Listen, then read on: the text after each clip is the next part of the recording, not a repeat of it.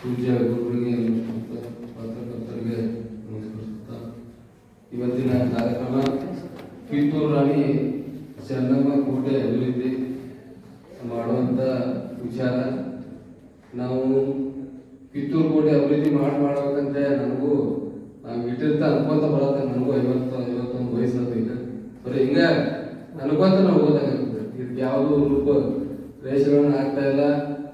Strong ಆದ person ಯಾರು ಇರ್ಲಾಕ ತಯಾರಿಲ್ಲ. ಇಲ್ಲಿ ಮಾಡಕ್ಕೆ ಇದಕ್ಕೆ ಹೋರಾಟ ಮಾಡ್ಬೇಕಂದ್ರೆ ಭಾಳ ಈಗ ಗೋಕಾಕ್ ಜಾರಕಿಹೊಳಿ ಅಂತವ್ರು ಬೈಲೊಂಗಲ್ಲ ಅಂಥವ್ರು ರಾಜಕಾರಣ ಸ್ಟ್ರಾಂಗ್ ಹಾಗೆ ಲೀಡ್ ಮಾಡುವಂಥವ್ರು ನಿಂತು ಹೋರಾಟ ಮಾಡುವಂಥವ್ರು ಬೇಕು. ಬರೀ ನಾವು ಬರೋದು ಕೊಟ್ವಿ ನಮ್ಮ ಚೆನ್ನಮ್ಮಗೆ ಇಷ್ಟು ಬೇಕಾಗೈತಿ ಅಷ್ಟು ಬೇಕಾಗೈತಿ ಅಂತ ಹೇಳಿದ್ರೆ ಈಗ ನಾವು ಹೇಳತ್ತು ಸಂಗೊಳ್ಳಿ ಇಂಪ್ರೂವ್ಮೆಂಟ್ ಮಾಡು, ಸಂಗೊಳ್ಳಿ ಇಂಪ್ರೂವ್ಮೆಂಟ್ ಮಾಡು ಅಂತಾರೆ. ಸಂಗೊಳ್ಳಿಯನ್ನು ಸುಧಾರಣೆ ಮಾಡಿ ಹಾಳಾಗಿಲ್ಲ. ನಮ್ಮ ಕಿತ್ತೂರು ರಾಣಿ ಚೆನ್ನಮ್ಮಾಜಿ ಕಾಲು ಕುತ್ಕೊಂಡು ನೋಡಾತರು.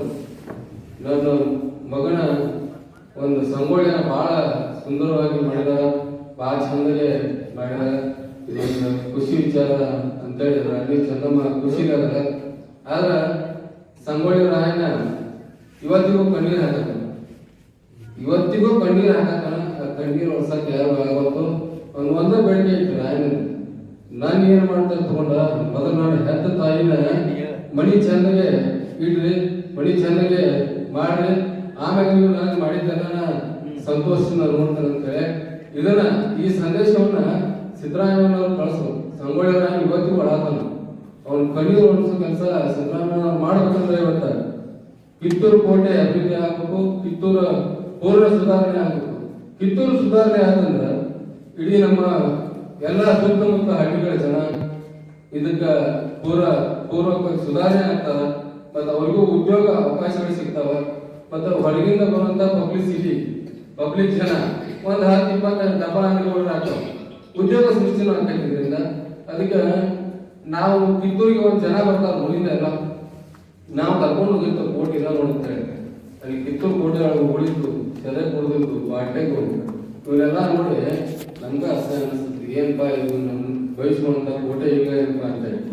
ಅದೇ ಪ್ರಕಾರ ಈ ಕಿತ್ತೂರು ಕೋಟೆ ಸುತ್ತಮುತ್ತ ಎಲ್ಲ ಈಗಾಗಲೇ ಸುಧಾರಣೆ ಸ್ವಲ್ಪ ಆಗಿದೆ. ಇನ್ನು ಥೀಮ್ ಪಾರ್ಕ್ ಏನೋ ಮಾಡ್ತಿದಾರಂತ.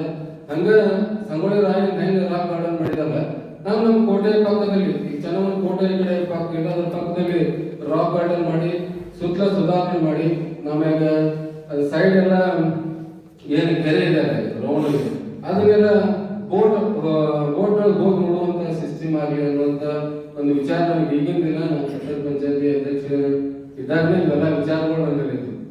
ಸರೌಂಡಿಂಗ್ ಹಿಂಗ ವಾಕಿಂಗ್ ಮಾಡ್ಬೇಕು. ಈಗ ಕೋಟೆಗೆ ಹೋಗ್ಬೇಕಂದ್ರೆ ಅದು ದೊಡ್ಡ ಕಂದ್ ಕೈ, ಆ ಕಂದೊಳಗೆ ಬೋಟ್ನಾಗ ಹೋಗ್ಬೇಕು.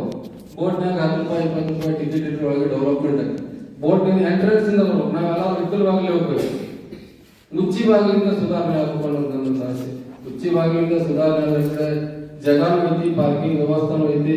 ಬಂದ್ ಎಂಟ್ರೆನ್ಸ್ ಕೋಟೆ ಮೇಲ್ ದ್ವಾರ ಇರುತ್ತ ಅದು ಕಾಣ್ಬೇಕು. ಮೇಲ್ ಕೋಟೆ ಬಾಗಿಲ ಎಂಟ್ರೆನ್ಸ್ ಅಲ್ಲಿಂದ ಬಂದ್ರೆ ಈಗೆಲ್ಲ ಹಿತ್ತಲ ಬಾಗಿಲಿಂದ ಹೋಗ್ತು. ಹಿತ್ತಲ ಬಾಗಿಲಿಂದ ಹೋಗಿ ನೋಡೋದು ಎಲ್ಲ ಒಂದ್ ತರ ಭಯಾನಕ ಅನಿಸ್ತಿತ್ತು.